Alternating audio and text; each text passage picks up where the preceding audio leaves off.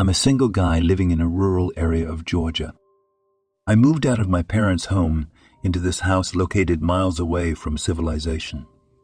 It's a cheap yet decent house that is in a wide, open field next to a forest. The house itself is old, seemingly built in the early 1900s. Why did I choose this house? For one, I like the peace and quiet of the rural area. I'm not a big people person, and I prefer to keep to myself. Whenever I'm not working at my job in the closest town, I'm at home either reading books, taking a walk through the field, watching TV, or playing the banjo, which I've owned as a kid. Second, as I've stated, it was cheap, and it was big enough to contain all of my valuables, including my vast DVD and Blu-ray collection, which I've been building as long as I can remember. Overall, it's not the best house, but considering my budget, it was my best option. Or maybe it wasn't. The first month I lived here was normal.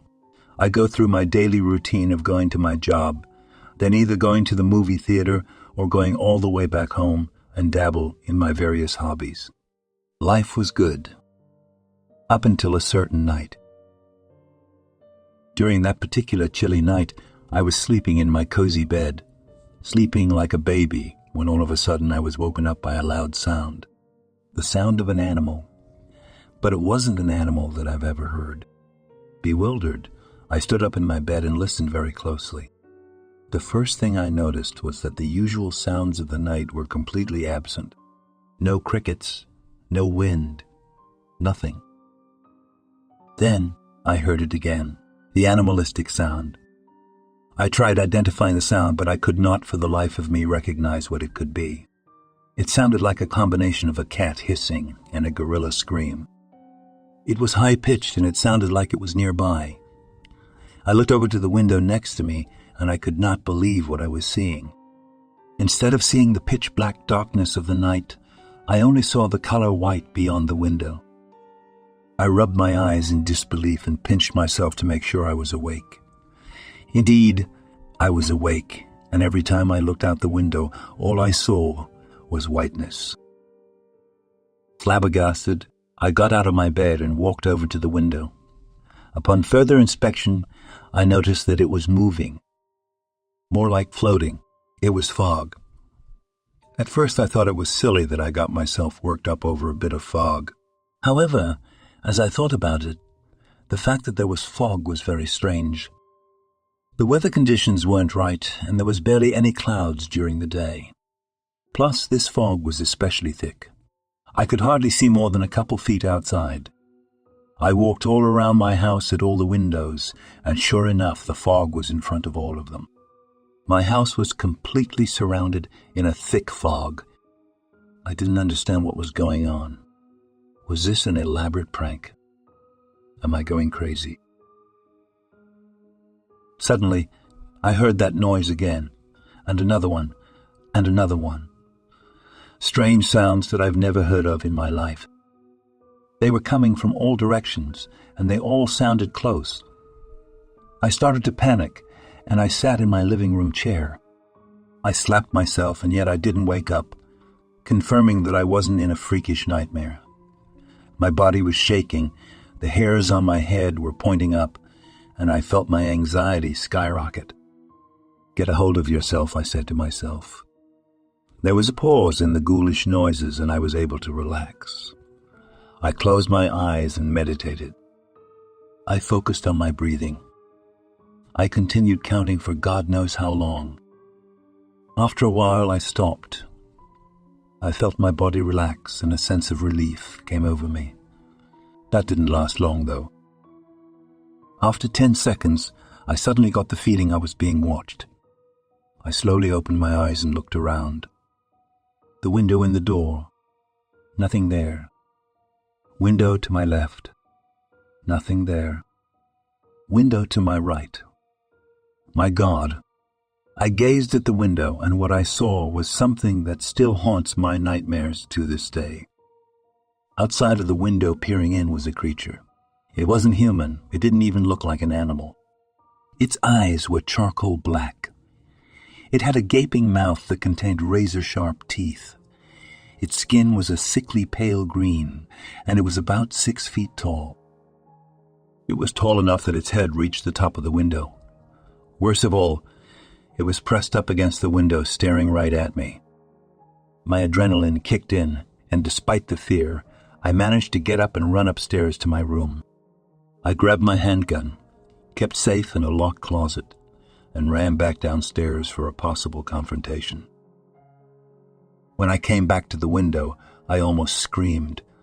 The creature opened the window and was halfway inside. Yes, I had my windows unlocked. Dumb idea, I know, considering that my closest neighbor was 2 miles away, and it would take a while for the police to arrive at my house in the case of an intruder. But I genuinely felt safe with how isolated I was, and I opened my windows a lot to get a breeze. This, however, was a wake-up call. I pointed my gun at the thing and shot at it several times. It made an ear-piercing cry and bolted back outdoors. I closed the window and locked it. Next, I went around my house and made sure all the windows and doors were closed and locked. As I was doing this, the images of that creature ran in my mind. When it was reaching inside of my house, I saw more of its body. Its body was somewhat slender, and its arms were freakishly long. What made it even more unreal was the fact that it had 3 long prongs sticking out of its hand instead of fingers. It was unlike anything I had ever seen. What was this creature? What would have happened if it got all the way through? Did it have anything to do with the fog? My mind raced as much as my feet did as I ran around my home, praying that whatever that thing was did not enter my home through another opening. Or who knows? There could be other things out there. After a thorough inspection, I was relieved when I checked out all the windows and doors, and there didn't seem to be any intruders. Everything was now in lockdown. I tried calling the police, but my phone couldn't get a signal. The fog must have been messing with my phone signal. I reloaded my gun, and I sat once again in my living room chair, waiting for the next confrontation. I don't know how long I was sitting in that chair for. All I know was that I was on high alert. I listened for every little sound. I stared out at the windows, expecting something to crash through it. The noises kept going on and off. I didn't know what was out there and how many of them there were. The feeling of anxiety and anticipation kept me awake and aware. Occasionally I spotted some figures outside. Some of them flew by like hawks, some crawled on the windows, and I could tell they were mutated bugs or something similar. Some of them were so big that I could only see their legs. I was half expecting a giant foot to come crashing down through the roof and squish me. The situation I was in was just so bizarre. It felt like one of those horror movies I watch frequently. The more I dwelled on it, I began to realize the possible consequences. Will this fog ever go away? Is this fog just covering my house? For all I know, the fog could have came down and covered the entire earth, creating a bleak and blinding apocalypse that will end the world. Despite all of this, I somehow managed to eventually fall asleep. When I woke up, I quickly checked my surroundings. The first thing I checked was the windows, and it was at that moment that I breathed a sigh of relief. The morning light came in unfiltered, and I observed the trees and the blue sky. My property was clear of the fog. I smiled wider than I've had in a long time. Maybe that was just a nightmare. A realistic, crazy nightmare. But that's the thing. It felt too real. However, I brushed that feeling off and went outside to enjoy the fresh air. I stood on my porch, gazing at the beautiful sights, happy to see nature again. The trees were slightly moving in the wind. There were a couple rabbits roaming about searching for food. The flowers in my front yard were pretty as always. I liked their bright colors. The dandelions have such a vibrant yellow color to them, and as for the roses, I admire them for their red leaves and their red stems. Wait, red stems. I was taken aback when I noticed there was a bunch of red on my lawn.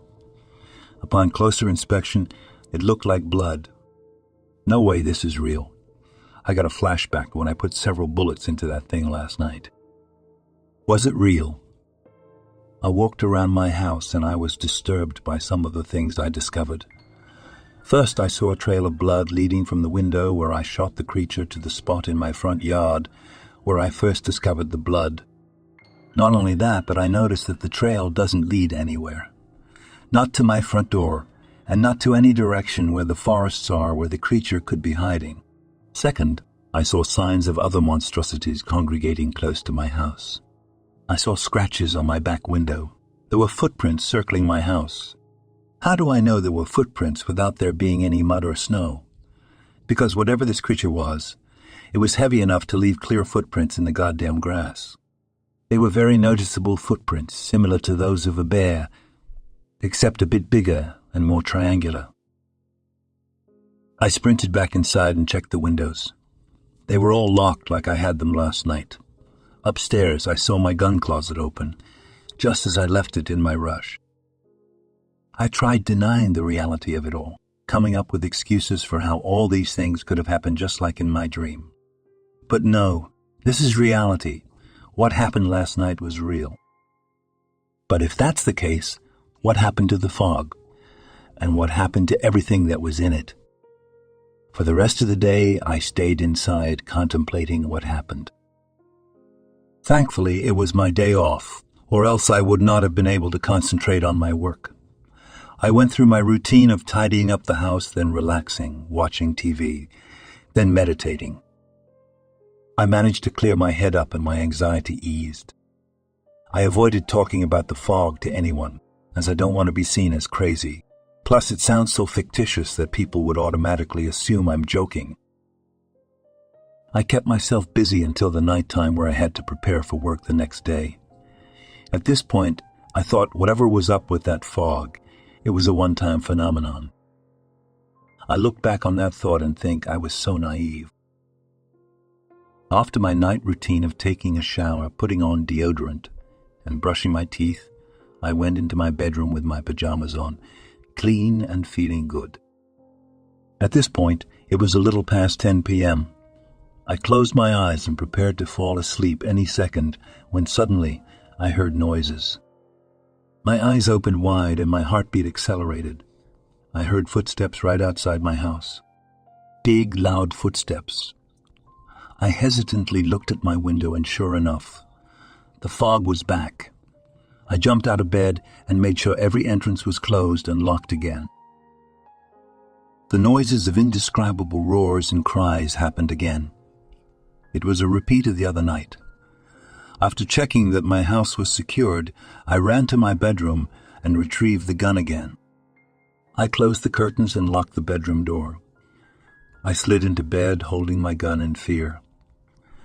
I wanted to stay up for a while to be prepared for a monster crashing through a door or window and trying to get to me. But I needed to get some sleep. I couldn't afford to start going to work tired and groggy. I forced myself to sleep by meditating and counting numbers. Despite the anxiety and fear, I managed to fall asleep after a while. My alarm woke me up at 6 a.m. like usual. As soon as I opened my eyes, I grabbed my gun and pointed it around my room, ready for something to be there and try to charge at me. Fortunately, there was no such creature. Thank heavens, I said. I turned the alarm off and went through my morning routine. As I went outside to go to my car, I noticed brand new footprints and even some green ooze that I've never seen before. I shrugged it off and drove to work. The rest of my day was the same business as usual. Again, I didn't bring the fog up at all, and I didn't bother to contact the police. Even with the evidence in my yard, they would just say that it was wildlife and that I should get a dog to scare them off. Only I knew the terrors of the fog. Only I knew that a dog would not save me if I ever dared to go outside at night. I wanted to get away from that house immediately, to move away and never see it again. Unfortunately, I had spent most of my savings on that house. It would take me years, perhaps decades if I didn't move up in the workplace, to buy another house, and I was too embarrassed to move back in with my parents. Plus, I couldn't think of a logical excuse why I would move out of a seemingly normal house so quickly without bringing up the fog and sounding like a lunatic. I was alone in my dilemma. I was stuck in this cursed house, doomed to repeat the nightly horrors surrounding me, doomed to sleep through the horrific noises and the constant anxiety of something breaking into my house and getting me. I started boarding up my windows and I installed some extra locks on my front and back doors. It was something to ease my fear. I don't care if I look like a lunatic to anyone who visits me or happens to drive by my house. I was more safe from those things. I could no longer play my banjo long into the night like I used to. I keep my gun next to me every night, in case I have to deal with the worst-case scenario. As for how the fog appears, that is the interesting part. It seems to appear around 10 p.m. and stay until around 5 a.m. Some nights I stare outside, observing where the fog comes from. It always seems to come down from the sky. Where exactly? I don't know. I was always too afraid to go outside and stand out there to observe where exactly it came from. It's not worth it. The fog comes down so fast that even if I stood just 15 feet from my front door and tried to run back in as it came down, there is a good chance that something will already be in the fog and drag me further into it, killing and possibly eating me. As for why the fog approaches this particular house, your guess is as good as mine. It's possible that it happens to other houses, but asking people if a fog surrounds their house at night is something you don't tend to ask people during small talk. All I know is that as long as I live in this house, I am cursed to live in this never-ending nightmare.